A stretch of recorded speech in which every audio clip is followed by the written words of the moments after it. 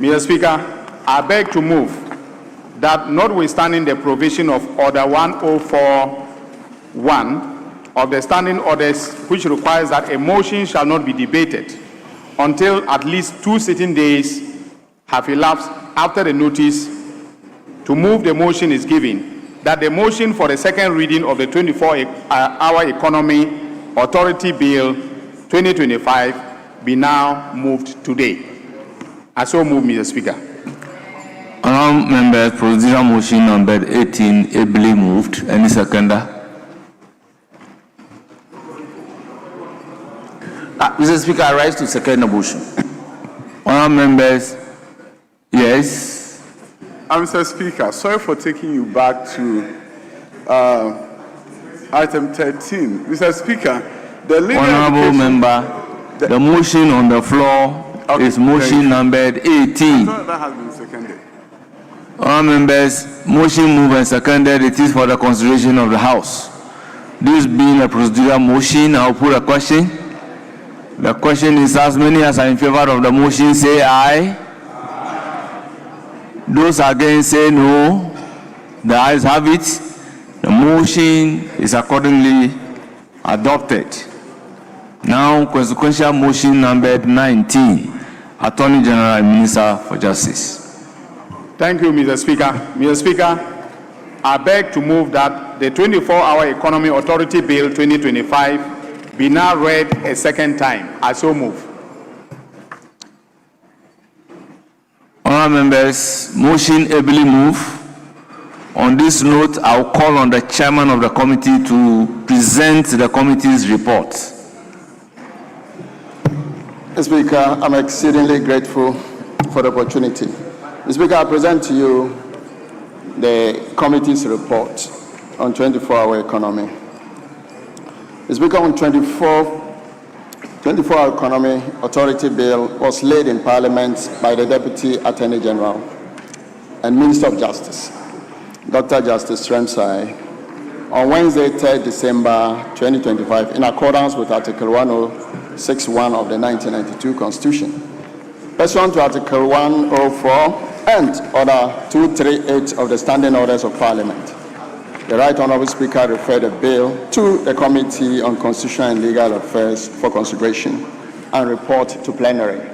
Mr. Speaker, I encourage the Hansard Department to capture the entire report while I go straight to the conclusion.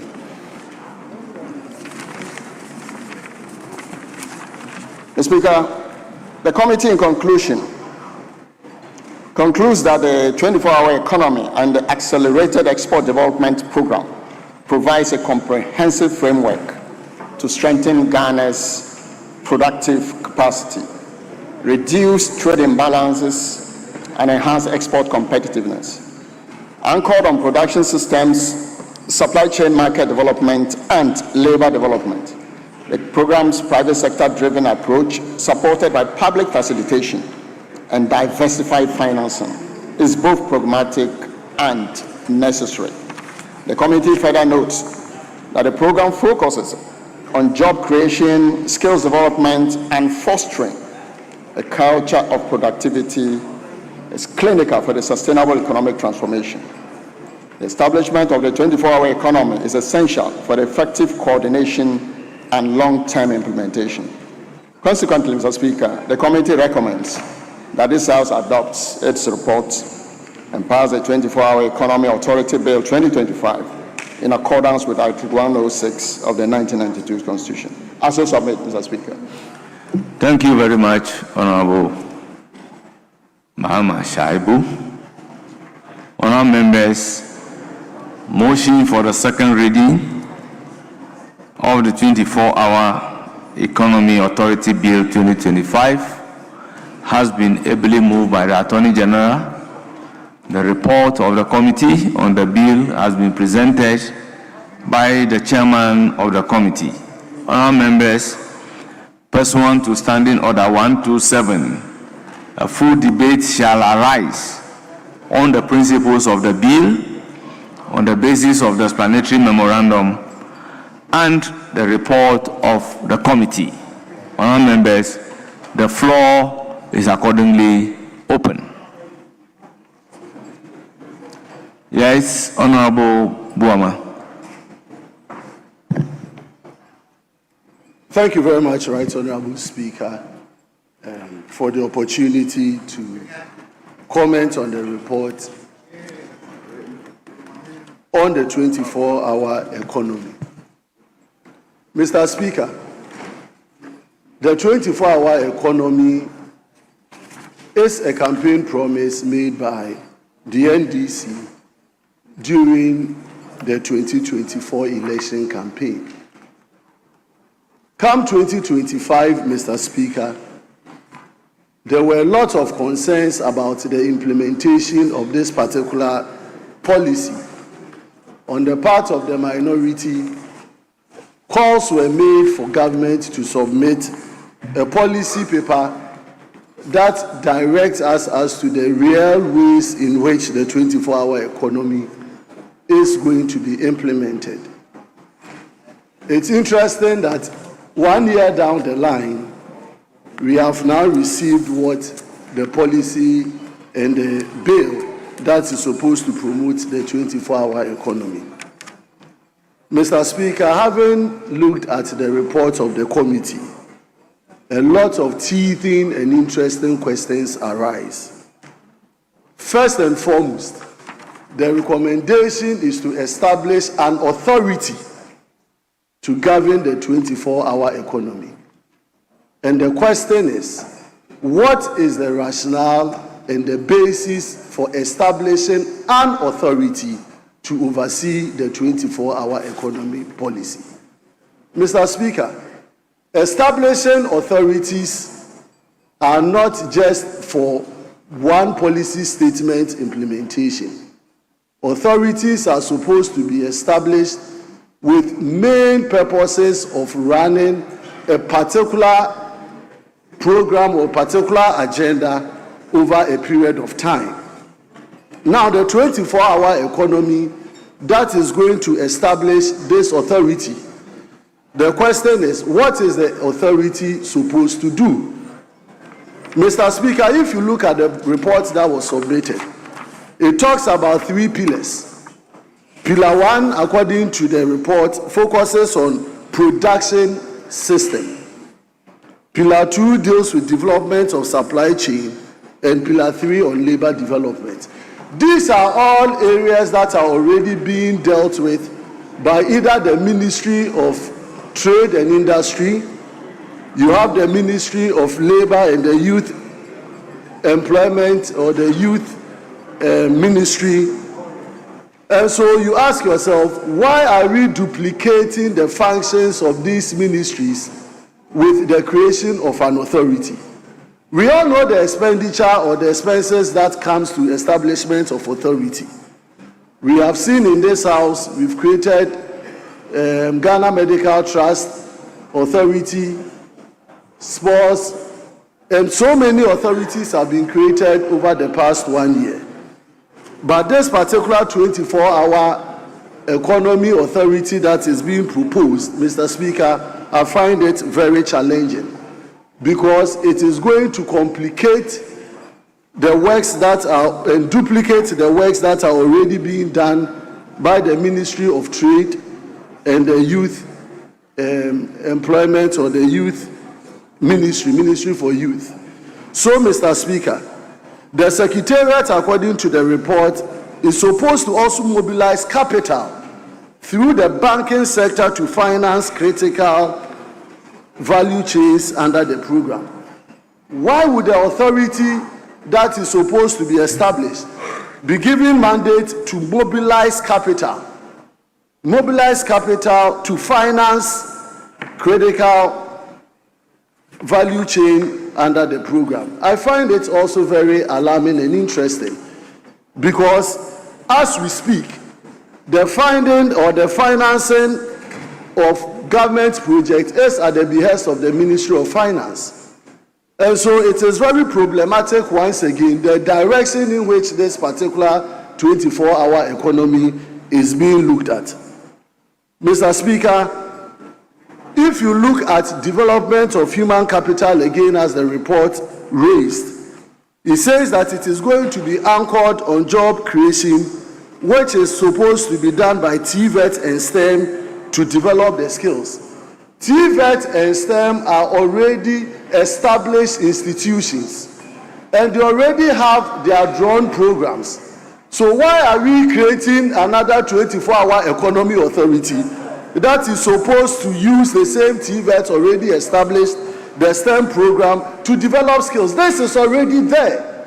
And so for me, Mr. Speaker, if not for purposes of achieving a political gain or objective, or trying to play to the public gallery, that for whatever reason, the 24-hour economy bill has been passed or a policy document has been submitted, the entirety of this particular 24-hour economy is already being done in Ghana by different sectors of the ministries, departments, and agencies. And so it's a duplication role, and we are going to take taxpayers' money that can be used for other developmental objectives of this country, is going to be used to establish an authority, is going to be used to pay for CEOs, it is going to be used to pay for board members, it is going to be used to pay for other officers who already we have the framework in terms of our government architecture to deliver on this particular mandate. We are not, it's a policy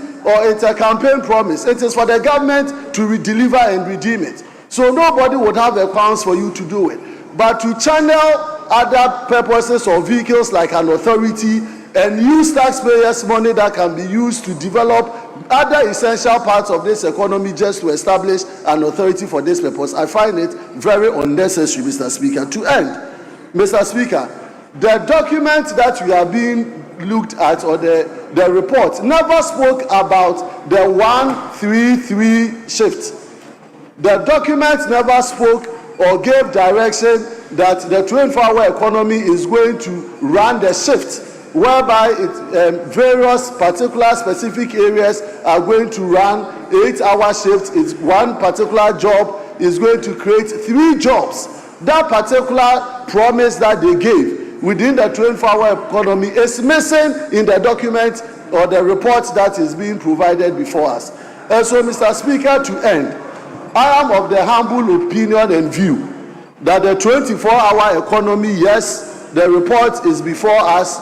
I don't see any reason why we should use taxpayers' money to establish another authority to burden the taxpayer in paying for CEOs and board members whose functions already are being handled by various ministries, departments, and agencies.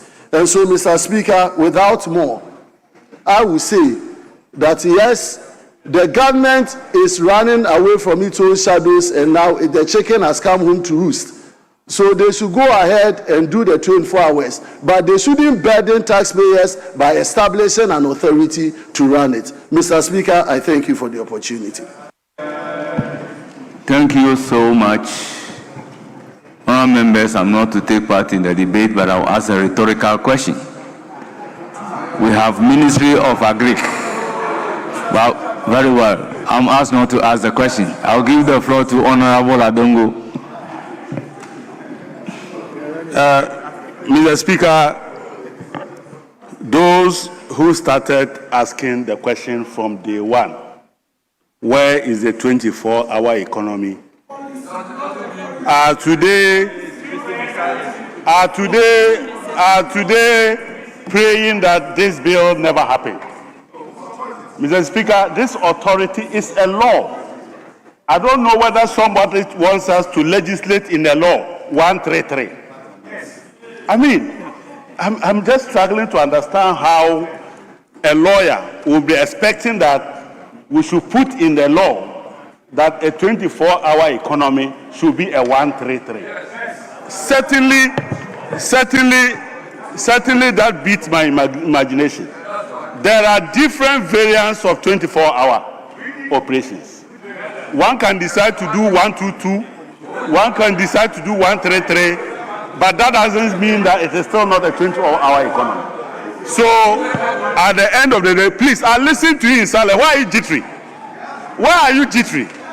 We have just started and you are already struggling. Just keep quiet and listen. Mr. Speaker, we were in this country where we were already building schools, but we still set up a law, an authority that was set up as the GET Fund? Was it because we were not building schools? We were in this country when our district assemblies were developing our communities. But we came here and set up development authorities. Were we not building toilets that you were building with authorities? So what do you mean by the fact that an activity is already being done? If you want to undertake a policy that is intersectoral, you need a coordinating mechanism to ensure that all the agencies that are participating in implementing that authority or that activity work together and get coordinated. That is what this authority is going to do. Because when we say 24-hour economy, 24-hour economy is not the same as agriculture. It is not the same as industry. It is a mainstreaming activity that you find almost in every sphere of life. So you find 24-hour economy in agriculture, you find it in industry, and you find it in services. As a result of that, you need to coordinate all those activities that you need to create the enabling environment for those agencies and institutions to be able to implement 24-hour economy. And that is what we are going to do. And you are beginning to shiver because somehow you thought that 24-hour economy was going to be your Ghana Beyond Aid that never had a policy. You thought that 24-hour economy was going to be like your free senior high school that never had a policy. You are trying to think that 24-hour economy was going to operate like your one district, one factory that never had a policy. Your digitalization that never had a policy. Today, we are walking the talk. Today, we are implementing a policy backed by a coordinating mechanism. That the bill itself has a memorandum which explains what the government wants to do. And if you are minded, you will go and read it. Mr. Speaker, what this 24-hour economy and the authority is thinking of doing is to ensure that we create an environment that allows the private sector to take the commanding height in the implementation of this 24-hour economy. We want to make sure that at this time, when the government has already set the environment that promotes business, interest rates are dropping like you have never seen before. Inflation is all over the place, and exchange rate today is something that you dreamt for 1,000 years and you can never do it. So this is the time. This is the time that businessmen have confidence in the economy. This is the time that businessmen can raise money at a cheaper cost to implement 24-hour economy. This is the time that it is cheaper to import capital equipment from abroad because the exchange rate is lower. Mr. Speaker, at this point in time, it is very clear that my colleagues do not understand when 24-hour economy authority is talking about human capital development. It doesn't mean that we don't have education in Ghana and that we are now going to set up STEM. What it simply means is that you must work with industry to ensure that our training institutions bring out the caliber of human resources that we need. And STEM is one of the key drivers of that agenda.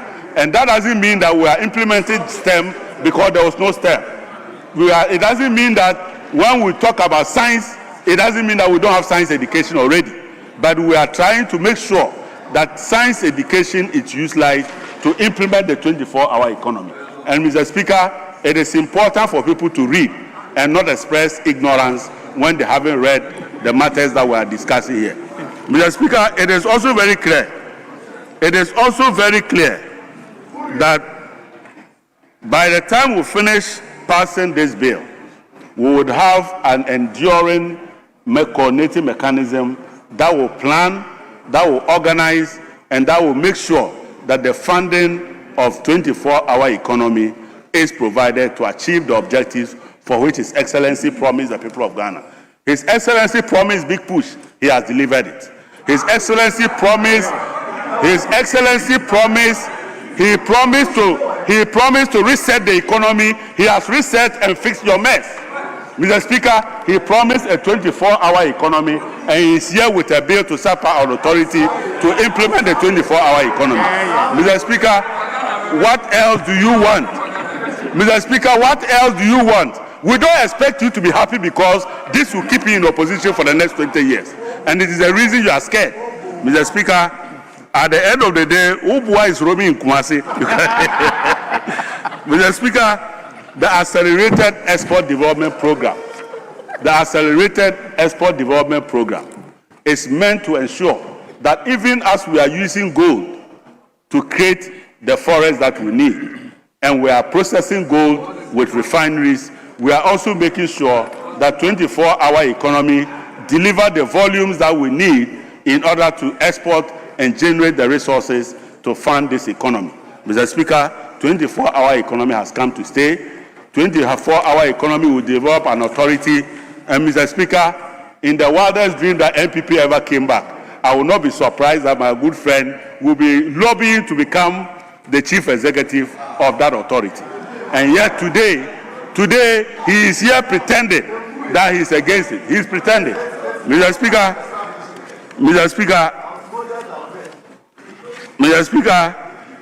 I now understand why they wanted to raise quorum. They knew what was coming.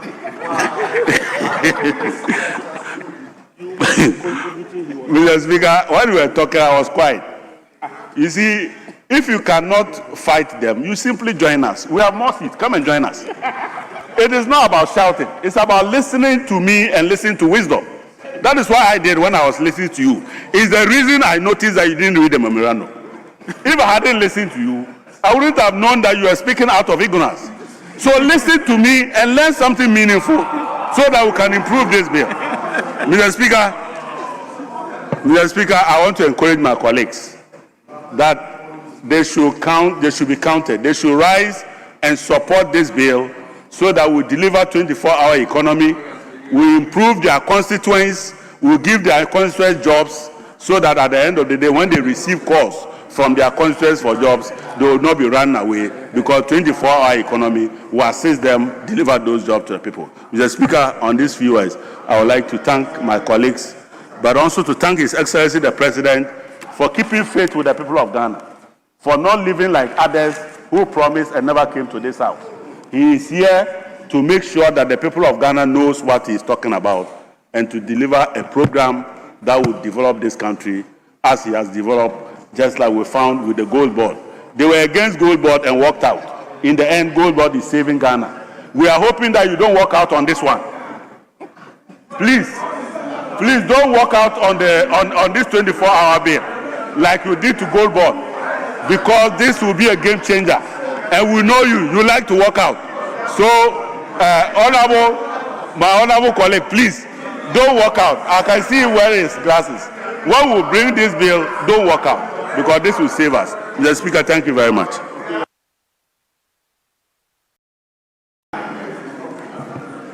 Yes, Honorable Stephen Amo.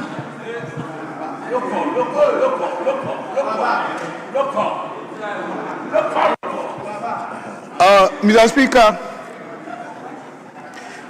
I thank you for this opportunity, and I thank those who are trying to, in attempt to fulfill most of the campaign promises that were not preceded with any research, collected data with any integrity, but just for people to think they said and they are doing it, even though they are dysfunctional to the performance of our republic, making an attempt in a way. But Mr. Speaker, I was thinking it is time we dealt away with some of these policy cliches that have not helped us as a country.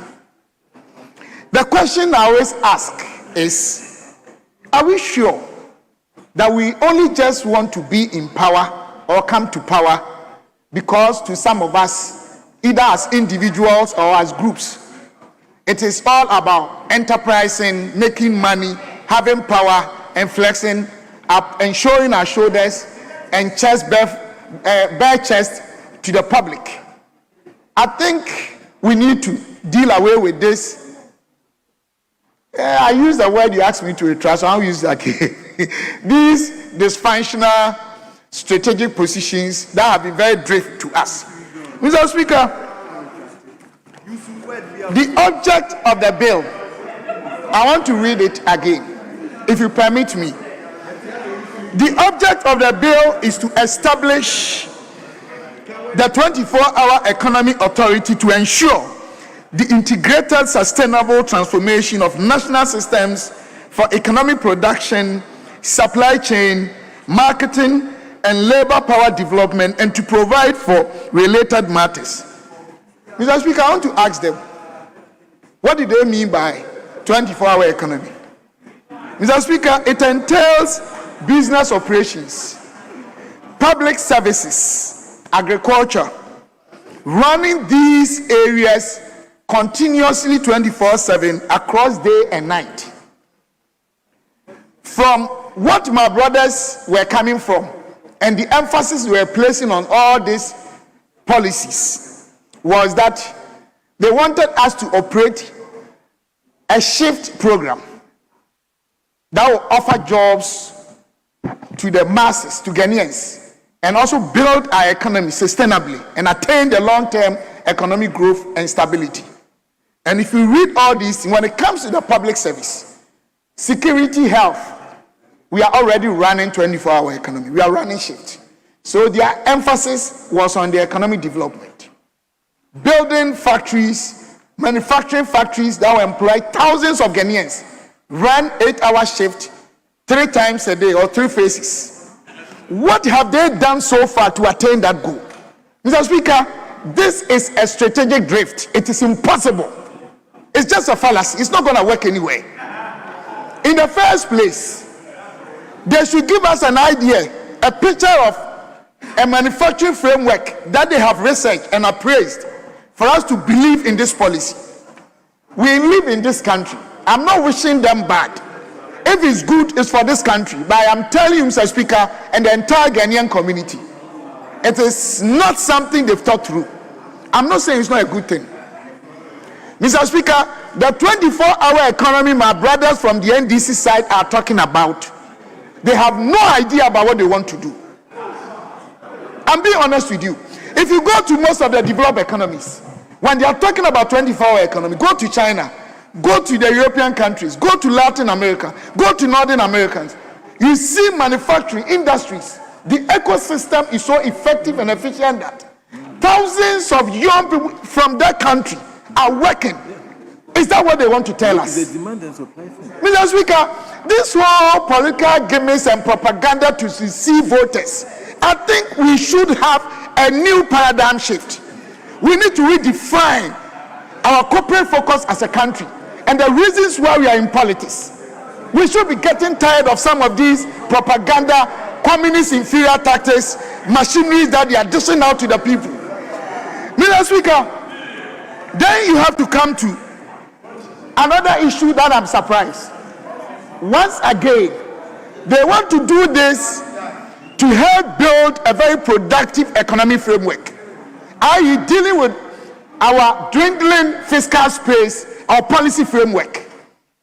We run a negative effective tax rate economy. We run a debt inclined economy. And one of the reasons is that we are not able to control our expenditures effectively. We are not dealing with the correlation that we need between our expenditures control and our GDP growth. We have a lot of institutions that are already overlapping, that are already duplicated in terms of functions and structures. We already have all of them. Why are they trying to set up another one? Are we not tired of abusing and misusing state resources in the name of politics and creating jobs for the boys? Is it what we want to do for Ghanaians? The young people out there, look at them. Only a few of them even get job to do. Why are we continuing this recycling unfortunate inimical policies that are destroying this country?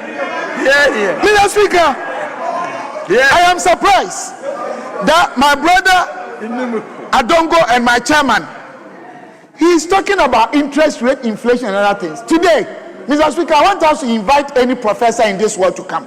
We are tired of this propaganda. What has the NDC done for the past 12 years? 12 months. 12 months, sorry. What have you done? It is in this house, Mr. Speaker, it is in this house that my own brother, Dr. Atuforsin, came and read their own budget. And they stated all the primary macro indicators in this house. GDP was growing 5.6% before you took over. Inflation had been reduced from 54.1 to 22.9 before you took over.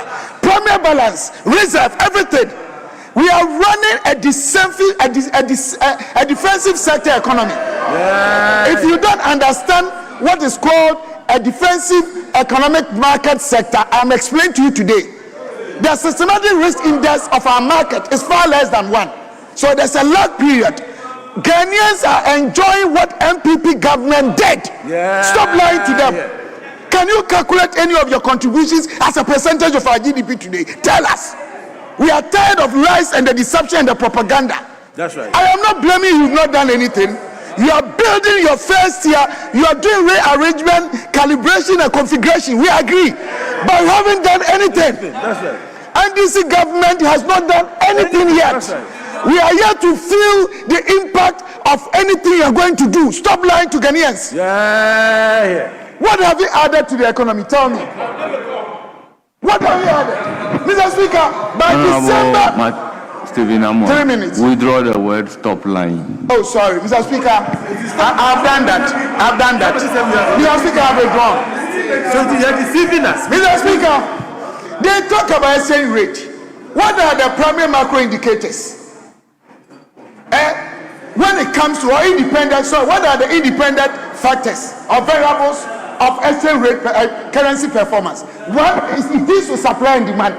By December and January, when they took over, we had gotten over $1 billion in account because we domesticated cocoa syndication. First time in the history of this country. I stand to be corrected.